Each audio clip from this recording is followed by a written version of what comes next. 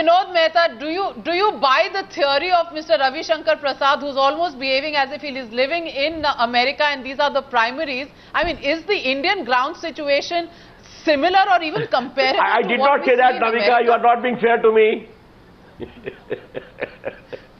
I didn't say that. No, this is neither the US or the UK. You're almost pretending, Mr. Ravi Shankar Prasad, that you don't come from Patna. Navika. You don't know where Chhapra is, but you're talking about the American primaries and the presidential form of government. Mr. Vinod Mehta, please. Navika, I was only given an example of inner party democracy. Don't misunderstand me. I know my Patna very well. I know my Chhapra very well. I remain firmly to the ground. You know it too well. Mr. Vinod Mehta, you were making a point. We are not into a presidential form of government. I heard Mr. Ravi Shankar Prasad. Go on, Mr. Mehta. And he is a very... I have heard Mr. Ravi Shankar, and he is a very amiable and very friendly person to debate with. But I found it extraordinary today when he said that what you are seeing in the BJP at the moment is democratic debate. What you are seeing, I would say, in the BJP today is harakiri. I mean, if the ejection of Mr. Advani and making him into a permanent rebel is democratic debate, then I don't know. This is carrying democratic debate too far.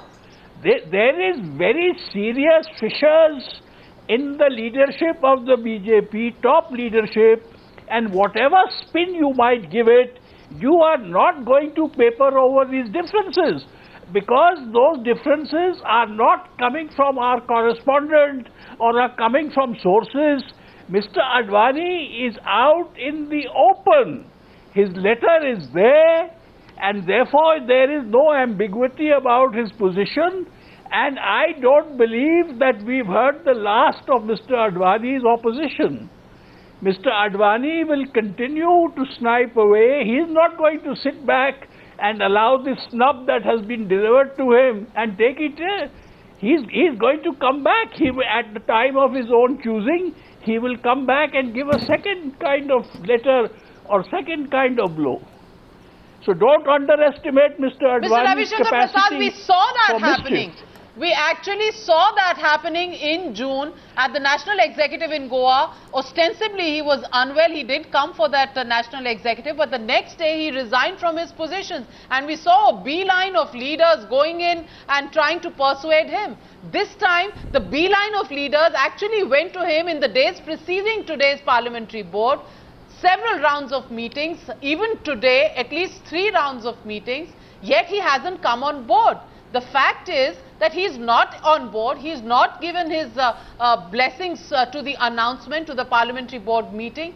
Is there a fear somewhere within the BJP? Of course, Mr. Narendra Modi has the right to be anointed. Of course, the BJP has the right to choose him. But is there a lurking fear within the BJP somewhere that step 2 from Mr. L.K. Advani still to come, and that could be a setback for the party? First of all, Mr. Vinod Mehta and you are being grossly unfair to Mr. Advani, that he will take a snipe. If he resigned, he also withdrew the resignation. You all know it. He is our tallest leader. He has built the party, and surely he will bless. As I told you, if there are some concerns, they will be addressed, surely. But when we go for consultation, we go for guidance, we go for debate also. What is the problem, sorry, Navika, I apologize to you again. After all, we are not a family concern. You made it a habit, Mr. Ravi Shankar Prasad. You made a habit of that. I apologize, Navika, please. After all, it is happening that I am coming from that show to this show, therefore at least allow me that indulgence. But sorry once again. I am asking you a question. We don't seek Rag Darbari only. We don't seek Rag Darbari only, Navika. We debate, we discuss, we are proud of that. And having worked in the party for the last so many years, I know that we have got one of the most honest dispensation as far as difference of opinion is concerned. But once a decision is taken, once a call is taken, and therefore let me come to the point. Why Modi has been elected? Because there is a yearning for change in the country. against the misrule, stinking corruption of the Congress-led UPA government. No, Mr. And the Prasad, people of the country the only want one Mr. small Modi's point that I want to make governance, here. his impeccable integrity and his leadership. Yes. Mr. Prasad, the only one small Yes, point Sanket, I go want ahead. to You make want- here is that just a short while back to a question being asked by Navika, you said that if Mr. Advani resigned, he took back his resignation. The fact is, Mr. Prasad, he took back his resignation because the RSS had to intervene. He did not do it on his own. So this time around also, is this the last that I think Sanket, you are again being at least please So I'm don't talking be on facts. unfair to Absolute a leader plain, who is our simple guardian. facts. No, please. No. Therefore, if there is an inner dynamics of the working of my party, where we debate, where we discuss, we consult, we persuade, allow that process to go on. But to say that Advaniji will take a snipe at BJP, you are being unfair to my party and you are being unfair to Advaniji. That is not the case. Allow the Kumar moment of Ketkar. today to allow to have the full play, and I'm sure the people of the country would veer around to the BJP towards the leadership of Mr. Narendra Modi for a decisive change whenever election is held. Kumar Ketkar and Rita Bahuguna Joshi, the one question that everybody would like to know is the Congress party ready for a presidential form of election, that the BJP is most willing to make this? Mr. Kumar Ketkar, to you first, is this going to be now a presidential kind of fight, and is that to the BJP's advantage? Well, that is what Narendra Modi is trying to do. Narendra Modi is trying to convert the entire poll into a presidential poll. But the point was what we were discussing before about the so-called evolution of leaders. Now, in 2002, Vajpayee ji called Narendra Modi a kalank, a stigma, a black spot on the entire Indian democracy. And at that time, Advani supported. He is the best of the chief ministers, best of the BJP leaders. That's what Advani's comment on Modi was. Now, Advani is questioning Modi's leadership and Rajnath Singh's leadership, and Narendra Modi has been appointed. So everybody has turned a full circle, from Vajpayee to Advani, from Advani to Modi, and now Modi condemning the rest of the people without saying so publicly, like the BJP leadership in private, BJP cadres in private are condemning LK Advani as if he doesn't exist. They don't want him to exist. They don't want him to rule. You should hear the language the so-called cadre of the BJP is using against Advani. It would be unfair for me to make those comments or repeat those comments on TV channel. It is completely insulting to Advani, that comments they are making, and that's how the full circle has been made. And now they are questioning about the presidential poll and prime ministerial poll. India is totally different. You can always, like Ravi Shankar Prasad said, give examples of internal democratic functioning.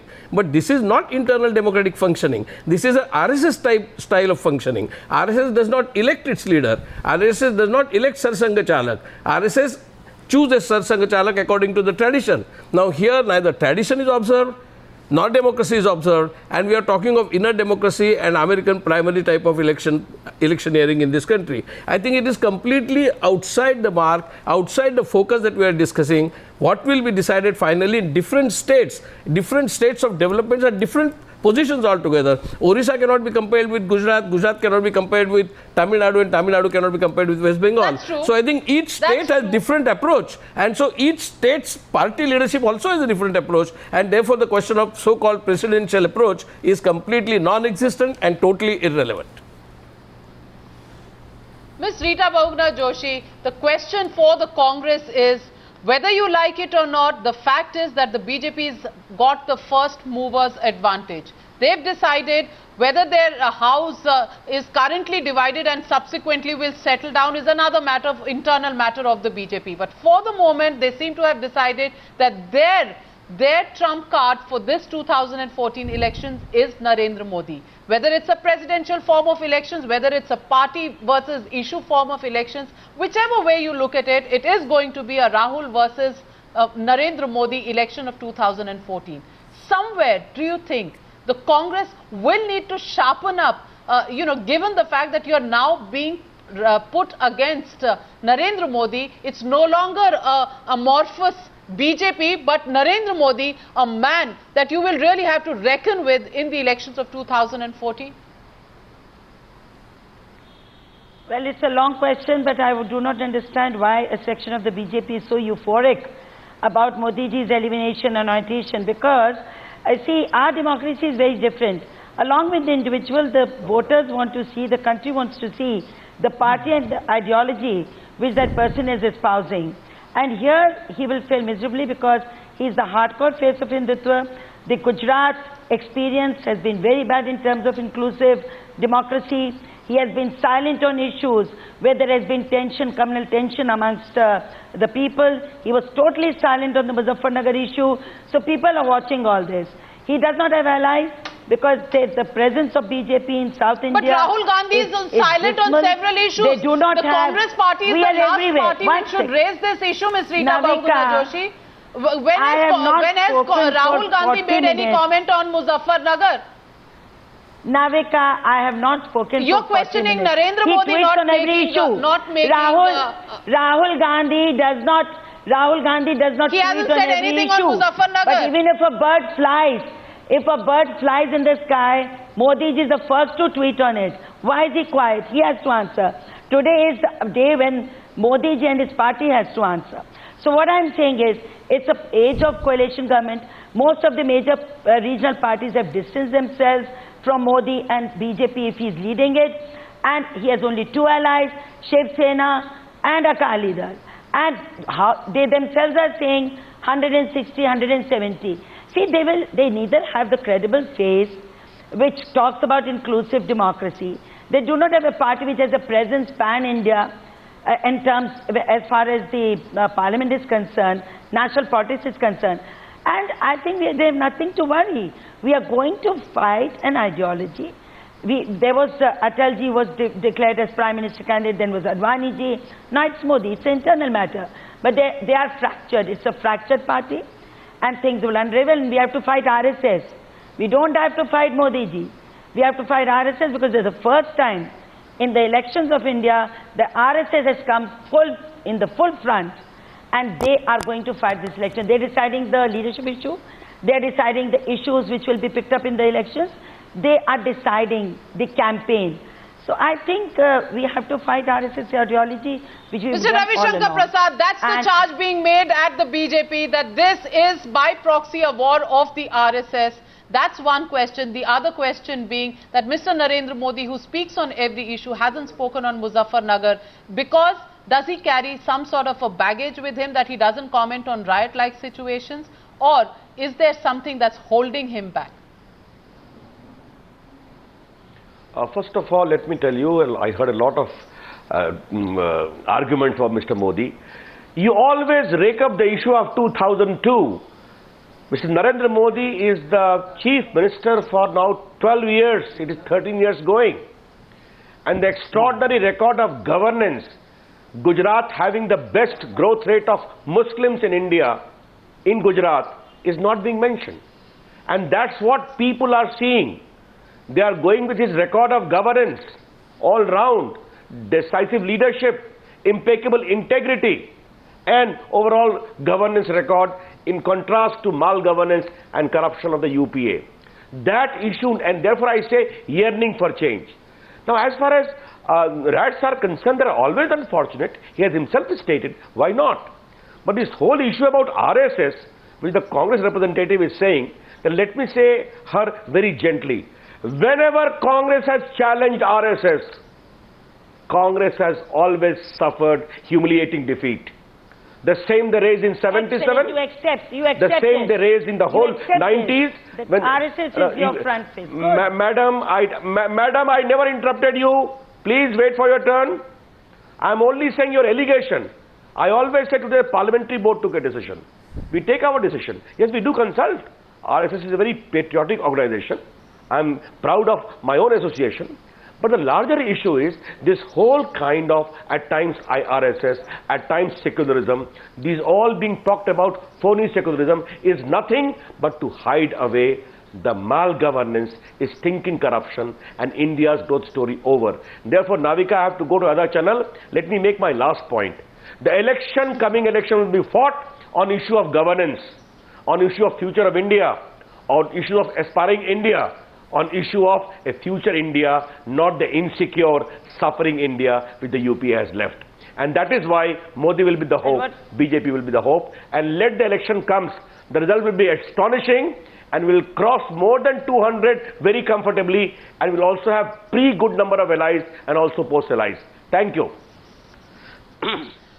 Will this 2014 election be an election of personalities, Rahul Gandhi versus Namo, or will it be an election of issues, malgovernance, corruption and price rise? That's what we are going to keep our eyes very, very closely on.